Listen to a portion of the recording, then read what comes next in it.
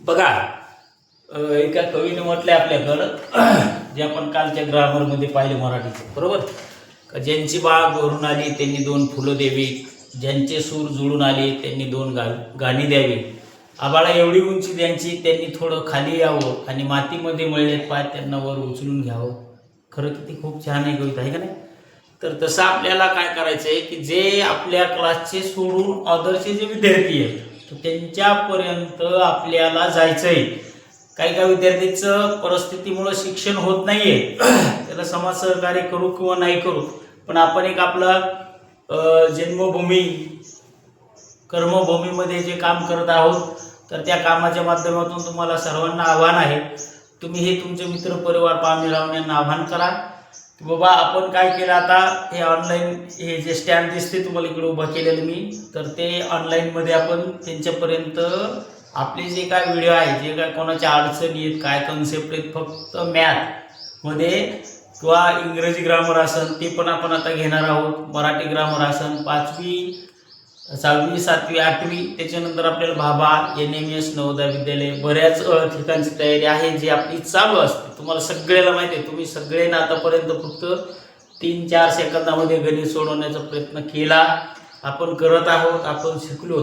तर विनंती आहे की आपल्या मित्र जे काय तुमचे जवळपासचे असतील त्यांना पण आपण थोडंसं फुल नाही फुलाची पाकळी देण्याचा प्रयत्न करू, त्यांनाही सहकार्य करू की जेणेकरून त्यांना त्यांच्या लाईफमध्ये गणित हा विषय सोपा वाटला पाहिजे, बरोबर ना? आणि मग आपण काय करणार आहे, काहीच नाही, आपली जी ही लिंक आहे ती त्यांच्या व्हॉट्सअपला शेअर करू, त्यांना सांगू बघ तुला काय समस्या असेल तर तुम्ही संपर्क करा, आपण त्याच्याशी चर्चा करू, आहे का नाही?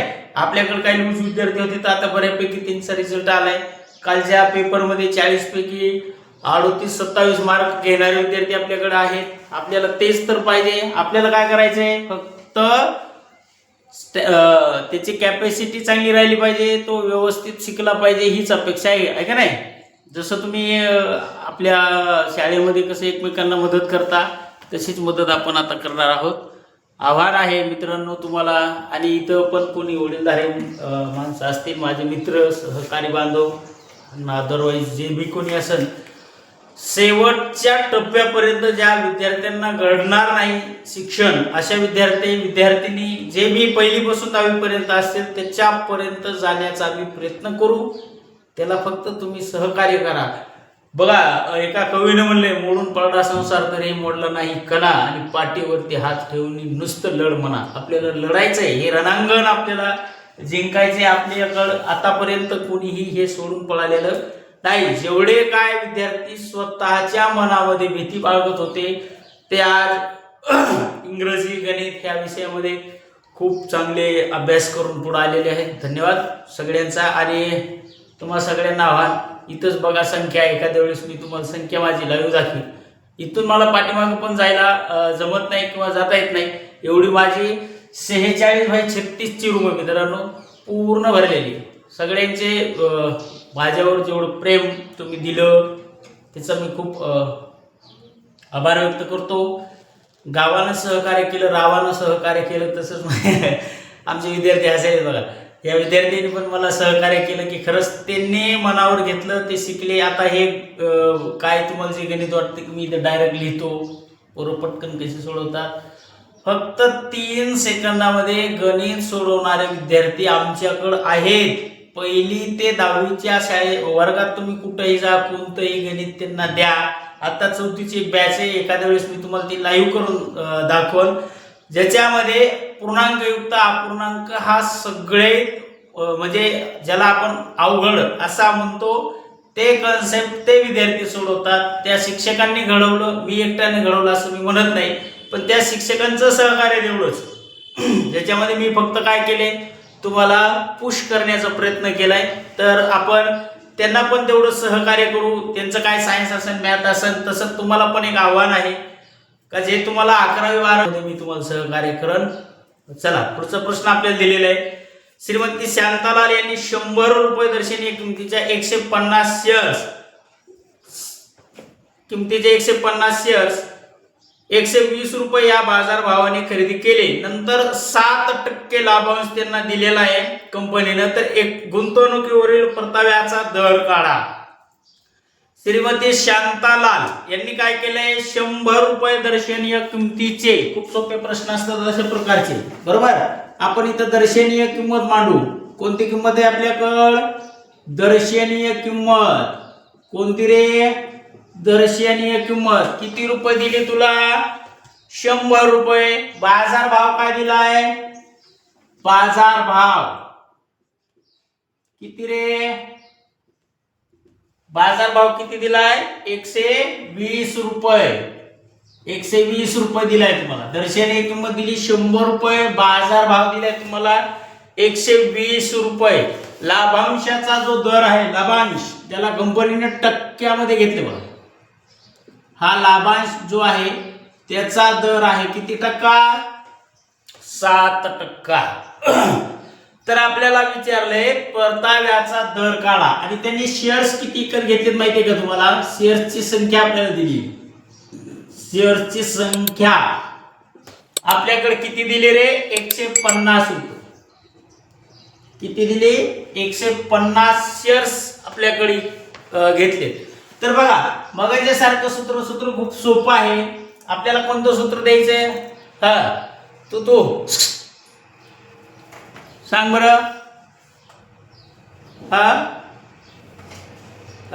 बसून काय अडचण. हा छान. तिनं सांगितलं एकूण गुंतवणूक आपण काढणार आहोत. एकूण गुंतवणूक, बरोबर. काय लिहायचं आता, एकूण गुंतवणूक लिहिली. शेअरची संख्या गुणाकारामध्ये बाजार भाव. शेअर्सची संख्या गुणाकारामध्ये काय करायचं आपल्याला, बाजार भाव घ्यायचा. आता जो कोणी आहे, कोण हा, शांतीलाल यांनी एकूण गुंतवणूक केली. गुंतवणुकीवरील परताव्याचा दर तुम्हाला विचारला, तर आपल्याला शेअरची संख्या दिलेली आहे. शेअरची संख्या किती आहे आपल्याकडं, 150 रुपये. बाजार भाव आहे 120 रुपये. मग म्हणून शेअरची संख्या गुणाकारामध्ये बाजार भाव. आता या दोघांचा गुणाकार किती येणार आहे, त्या दोघांचा गुणाकार किती येणार आहे आपल्याकडं, किती, हा 18,000 रुपये. 18,000 रुपये हा या दोघांचा गुणाकार आलाय. आपल्याला काय करायचंय, दर्शनीय किमतीच्या किती टक्का दिले इथं, 7% तुम्हाला दिलेलं आहे. मग आपल्याला करायचंय प्रत्येक शेअर लाभांश, प्रत्येक शेअराचा लाभांश काढायचा. मग आपण इथं लिहू प्रत्येक शेअर लाभांश. प्रति शेअर काय काढायचं आपल्याला, लाभांश काढायचा. मग प्रति शेअराचा लाभांश गुणाकारामध्ये काय करायचे, दर्शनीय किमतीच्या किती टक्का बाबा, 7%. मग प्रति शेअर लाभांश बरोबर दर्शनीय किमतीच्या,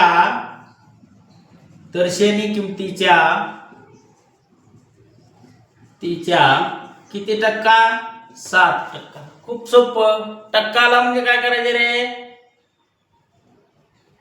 बस. तर त्यांचं म्हणणं आहे 100 गुणाकारामध्ये 7 परत छेदामध्ये 100 करा सर. तर आता याचा टक्का किती येणार, किंवा त्याचा काय जो प्रति शेअर दर आहे तो किती येणार रे, रुपये किती, 7, बरोबर ना. म्हणजे हे दोन कटले, हे दोन कटले, 7 × 1 = 7. प्रति शेअर त्याला लाभ किती व्हायला आहे, 7 रुपये.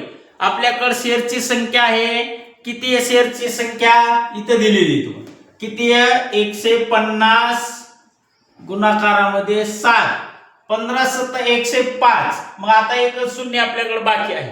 मग आपलं येणार किती, मग 15 × 7 = 105. हा शून्य जशाला तसा. किती आला प्रति शेअर लाभांश त्याचा, रुपये 1050. आता आपल्याला काय काढायचंय, परताव्याचा दर. परताव्याच्या दराचं सूत्र काय आहे, परताव्याचा दर बरोबर परताव्याच्या दराचं सूत्र काय आहे, एकूण लाभांश गुणाकारामध्ये एकूण गुंतवणूक. मग आपण इथे घेऊ एकूण लाभांश छेद एकूण काय करायचंय गुंतवणूक, एकूण काय करायचंय गुंतवणूक. एकूण लाभांश किती झाला रे त्याला 1050 रुपये.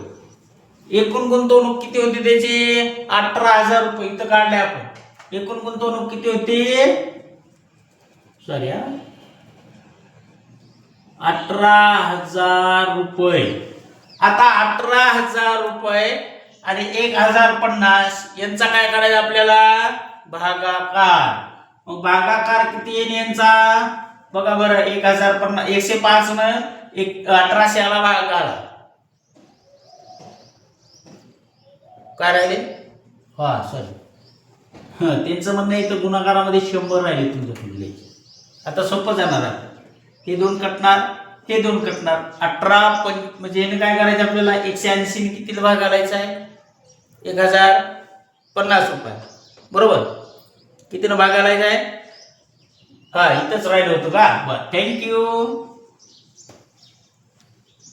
एकूण लाभांश छेद एकूण गुंतवणूक गुणाकारामध्ये 100 हे आपलं लिहायचं राहिलं होतं. थँक्यू. आपल्याला आता भागाकार करायचा आहे. आता याचं उत्तर येणार बघा दशांश. कसं येणार बघा. हे दोन कटले हे दोन कटले राहिले किती आपल्याकडे 180 भागाकारामध्ये किती 105. मग 18च्या पाड्यामध्ये 105 आहेत का ते बघायचे आपल्याला बरोबर. 18च्या पाड्यामध्ये 105 आहेत का नाही. मग 18 म्हणजे किती 90 म्हणजे आपण 1000 पर्यंत भाग घालू शकतो त्याला. म्हणून मग आपलं उत्तर अधिक 5 येणार. नंतर उत्तर काय येणार आपलं दशांश मध्ये येणार आहे. मग आपलं उत्तर येणार आहे 5.83% किंवा जे काय तुम्हाला काय दिले परताव्याचा दर विचार बरोबर. तर मग आपल्याकडे उत्तर येईल त्याचं 5.83%. कोणाकोणा झालं रे एवढी गुंतवणूक त्यांनी केलेली आहे. कोणाकोणा झाले पटकन अरे वा सगळेच झाले बरोबर. बघा एक लाभांशाचा दर आपल्याला सॉरी परताव्याचा दर इथं दिलाय. मग आपण इथे लिहू परताव्याचा दर. त्याच्या परताव्याचा दर बरोबर 5.83% या ठिकाणी आपल्याकडे आलेला आहे. लिहून घ्या. हो बर काय राहिले का बघा. चुकलं असलं तर आपण एकदा क्लिअर करू.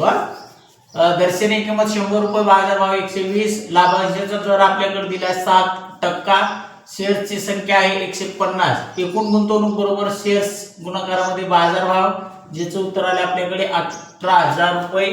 आपल्याला इथं प्रति शेअर्स लाभांश दिलता ते दर्शनीय किमतीचे किती टक्का 7%. म्हणून इथं 7 रुपये आलं. 15 आणि आपलं सॉरी 150 आणि 7चा आपण गुणाकार केलेला आहे. त्याच्यानंतर परताव्याचा दर काढताना हे राहिलं होतं नाही का. एकूण लाभांश छेदामध्ये एकूण गुंतवणूक गुणाकारामध्ये 100. इथं गुणाकारामध्ये 100 आले. येणार उत्तर तुमचं भागाकारामध्ये आलं का तर इथं 0 राहिलाय. त्याच्यानंतर आपल्याला भागाकार येणार नाही. 18.95 असं आपलं उत्तर एवढं आलं. पुढं काही संख्या शिल्लक राहिली ज्यांना दशांश घेऊन आपल्याला तो भागाकार करावा लागला. अशा प्रकारे परताव्याचा दर श्री शांतालालजी जो आहे त्यांना एकूण परताव्याचा दर किती येणार आहे तर 5.83% एवढा श्री शांतालाल यांच्या गुंतवणुकीवर परताव्याचा दर येईल. ते तुम्ही उत्तर पूर्ण लिहा. इथपर्यंत मला वाटतंय आपला आलेला आहे. अशा प्रकारे हा पण प्रश्न 5वा आपला संपलाय. प्रश्न 6वा राहिलाय मित्रांनो.